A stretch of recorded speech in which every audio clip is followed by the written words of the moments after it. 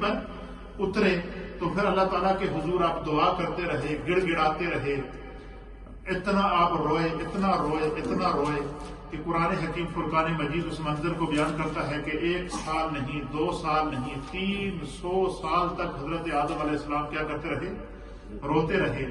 پھر اللہ تعالیٰ نے قرآن اس منظر کو بیان کرتا ہے سورہ البقرہ کی آیت نمبر 27 کے اندر کہ فَتَلَقَّى آدَمُ مِن رَبِّهِ كَلِمَاتٍ فَتَابَ عَلَيْهِ إِنَّهُ هُوَ التَّوَّابُ الرَّحِيمُ۔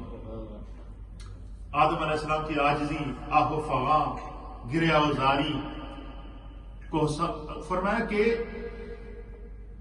نبی پاک نے فرمایا کہ حضرت آدم علیہ السلام کو اس بھول پر اتنا افسوس تھا، آپ کی اتنی آپ نے گریہ و زاری کی، اتنے آپ نے آنسوں کے موتی زمین پر بہائے، اتنی آپ نے آہ و فغاں کی کہ حضرت آدم علیہ السلام کی چیخوں سے، آپ کی آہ و زاری سے، آپ کی گڑ گڑا کر رونے سے پہاڑوں کے کلیجے چاک ہو جاتے تھے، پہاڑ بھی کانپ جاتے تھے، اور اس حد تک جو ہے وہ آپ نے گریہ و زاری کی۔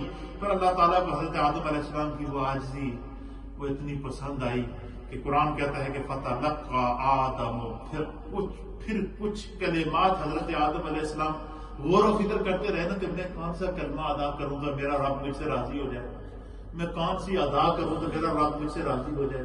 کبھی دعا کریں، کبھی کچھ کریں، پھر وہ کلمات اللہ تعالیٰ نے آپ کو عطا فرمائے، اور وہ کلمات کیا تھے؟ وہ پاکیزہ کلمات یہ تھے۔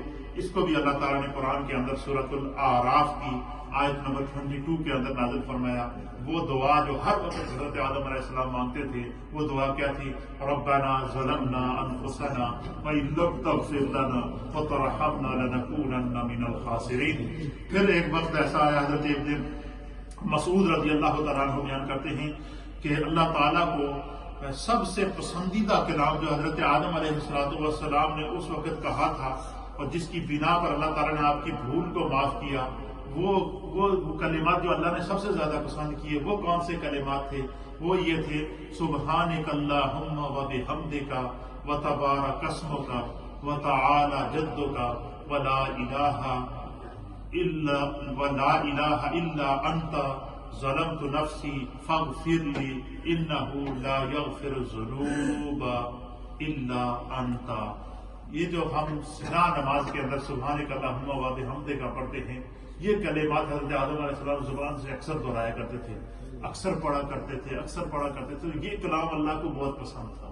اور پھر آپ نے نبی پاک صلی اللہ علیہ وسلم کی بارگاہ کے اللہ کی بارگاہ کے اندر جو ہے وہ عرض کیا کہ میں محمد عربی کا وسیلہ پیش کرتا ہوں، تو حضور علیہ السلام کے وسیلے سے اللہ تعالیٰ نے آپ کی مغفرت عامہ کا اعلان فرمایا۔ زمین کے اوپر پھر اللہ تعالیٰ نے جب توبہ بھی قبول ہو گئی، مغفرت عامہ کا اعلان بھی ہو گیا، اللہ کی طرف سے رضاعت بھی مل گئی، پھر جب حضرت آدم علیہ السلام تو حضرت حوا کی ملاقات ہوتی ہے، پھر اس کے اوپر مفسرین نے لکھا ہے کہ وہ چند چیزیں تھیں جن کی جو حضرت آدم علیہ السلام کی نجات کا سبب بنی، اور وہ چند چیزیں تھیں جو شیطان کی ہلاکت کا سبب بنی۔ فرمایا کہ بحیثیت ہیومن، بحیثیت انسان ہمیں وہ یاد رکھنی چاہیے، تاکہ جو ہے نا وہ انسان جب بھی کوئی کام کرے تو اس کے پیش نظر یہ بات ہو۔ کہتے ہیں کہ سب سے پہلی بات جس کی وجہ سے حضرت آدم علیہ السلام کو اللہ کی بارگاہ میں قرب بھی ملا، معافی بھی ملی، مغفرت عامہ کا اعلان بھی ہوا، اور اللہ تعالیٰ آپ سے راضی بھی ہوا، سب سے پہلی بات یہ تھی کہ حضرت آدم علیہ السلام نے ہر لمحہ جب بھی دعا کی تو کہا کہ یا اللہ، میں اپنی اس بھول کا اعتراف کرتا ہوں، میں اپنی اس غلطی کا اعتراف کرتا ہوں، یہ مجھ سے یہ بھول ہوئی ہے، اور میں اس کا اعتراف کرتا ہوں، میں اس کا اعتراف کرتا ہوں، میں اس کا اعتراف کرتا ہوں۔ تو علماء نے لکھا کہ جب بھی انسان سے کوئی غلطی ہو جائے، جب بھی انسان سے کوئی گناہ ہو جائے، تو اس کو فوراً اللہ کی بارگاہ میں اس کا اعتراف کر کے معافی مانگنی چاہیے۔ خداوند قدوس غفور الرحیم ہے، فوراً معاف کر دے۔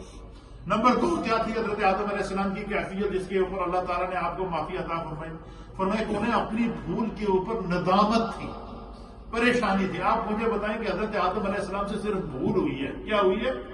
قرآن کہتا ہے فَنَسِیَ، پس آدم بھول گئے، لم نجد لہو عزما، آدم علیہ السلام کو بھول کا کوئی ارادہ نہیں تھا، بغیر ارادے سے آپ کی بھول ہوئی ہے۔ صرف بھول ہونے پر حضرت آدم علیہ السلام ہمیشہ پریشان رہتے تھے، شرمندہ رہتے تھے، ندامت رہتی تھی، آپ کے اوپر ندامت کے اثرات رہتے تھے، ہر لمحہ روتے رہتے تھے، گڑ گڑاتے رہتے تھے۔ آپ مجھے بتائیں کہ آج ہم میں سے ہر انسان جو سر سے پاؤں تک ہم گناہوں میں ڈوبے ہوئے ہیں، کبھی ہماری آنکھ سے آنسو آئے؟ ہمارے دل کتنے سخت ہو گئے ہیں، ہمیں کیوں احساس نہیں ہوتا؟ تو پتہ چلا کہ قرآن ہمیں اس طرف تعلیم دے رہا ہے کہ اگر ہم چاہیں کہ ہمارا رب ہم سے راضی ہو جائے، اگر ہم چاہیں کہ اللہ کی رحمت ہمیں گھیرے رکھے، تو جب بھی انسان سے کوئی گناہ ہو، گر گڑا کر، آنسو بہا کر اپنے رب کی بارگاہ میں اپنے جرم کا اعتراف کرے۔ اللہ تعالیٰ غفور الرحیم ہے، بڑے سے بڑے جرم کو معاف کرتے ہیں۔ فرمایا کہ آپ کو اپنی اس بھول پر ہمیشہ ندامت رہتی تھی، تو اس سے ہمیں کیا سبق ملا کہ جب کوئی گناہ ہو جائے تو اس پر شرمندہ ہونا چاہیے، اس پہ ڈٹائی نہیں کرنی چاہیے، اس پہ ڈٹنا نہیں چاہیے۔ یہ قرآن کا اصول ہے۔ تیسری چیز کیا تھی؟ فرمایا کہ اپنے آپ کو اس پر ملامت کرنا۔ حضرت آدم علیہ السلام اپنے آپ کو ہمیشہ اس پر ملامت کرتے تھے کہ مجھ سے یہ بہت بڑی بھول ہوئی ہے، مجھ سے بہت بڑی بھول ہوئی ہے۔ تو انسان سے کوئی گناہ ہو جائے تو اس کو اپنے آپ کو